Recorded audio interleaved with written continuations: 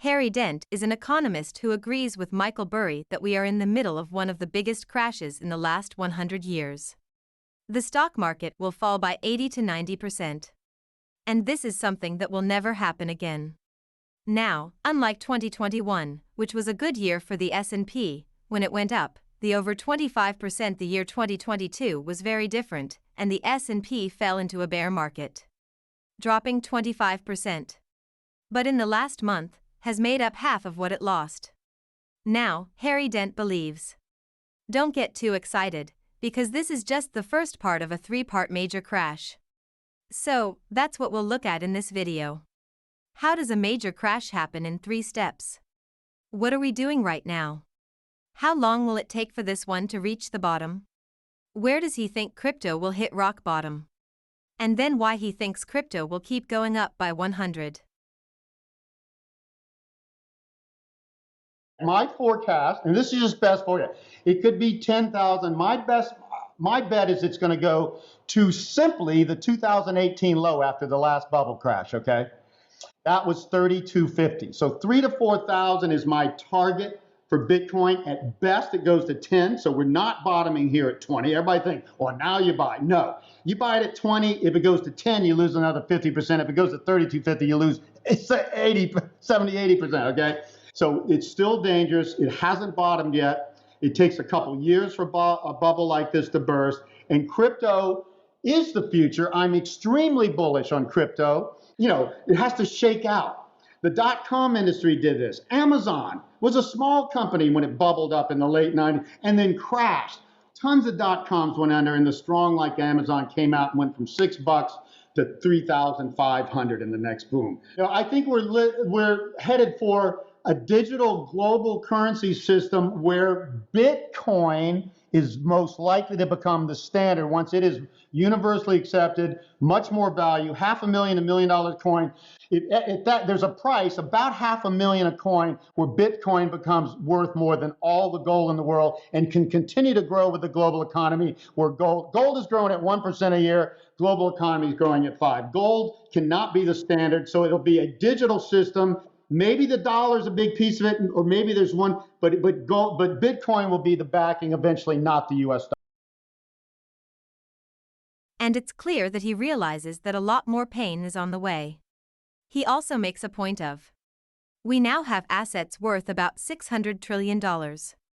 And this is about 6 times the global GDP, when in the past it should have been more like 2 times. So he says that big drops must happen everywhere. Stocks, real estate, and gold are all important types of assets. Crypto. Okay, next he makes some big price predictions for crypto. First, he says where he thinks Bitcoin will hit bottom, and then he says where he thinks crypto will go over the next few years, which includes a 100-fold move.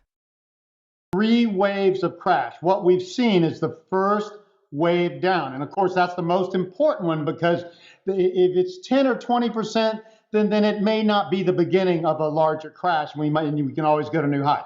This one was 35% on the NASDAQ, 25% on the S&P. So that 30% plus range qualifies it as yes. This looks like the first crash, which means now we're in the bounce from that crash where everybody can say, oh, it's over. And we're still catching up from COVID and stuff. Let me tell you what happened during COVID. $5.1 trillion in fiscal stimulus and $5 trillion in monetary stimulus in 2 years, almost half of GDP, and we're already falling into a recession again. So here's how it goes. A first wave crash down, 2-wave counter trend, okay? Retraced 40 to 50%. We retraced about 40% now, so this could be over soon. Then you get the next wave down. That's called the 3-wave. That should be the same size and length of this wave or more. So we're probably going to see another wave down from sometime this month into January of next year. Then you'll get a bounce, and then the final wave will come into late 2023 or early 2024. That's what you should expect after a bubble of this magnitude, especially one that's been stretched. We have $600 trillion now in financial assets, 6.5 times GDP globally, and that So he wants Bitcoin to go all the way back to the low point of the last cycle, which was around $3,000 to $4,000. He then says that crypto is the future and expects Bitcoin to go all the way to $500,000 per Bitcoin, which would be an epic 124x move. He also thinks that Bitcoin will replace gold, which would be a big deal in and of itself. Will it rain? It's been raining for more than 5,000 years. Get replaced, please, while we're still alive. To wrap up, it's fine for people to call for a crash, but it's much more helpful when they explain what they'll do with their own money. What, then, does Harry Dent think people should do? Don't listen to all of the clueless economists that never thought this could happen in the first place and saying, well, this will be a mild recession and the worst is over. I am telling you, it is not. And you are risking your assets if you do not take this seriously. All you got to do is be more conservative, be in the highest quality bonds while this crisis is happening. Now, all you need to be is out for about 2 years to let this happen. Okay? If I'm wrong, you'll miss some minor gains after things have gone up so much that they're so overvalued. If I'm right, you're going to save your assets while most people are going to lose them and never get back to even again. This is once in a lifetime. This is not another recession. It's not another 20% stock crash.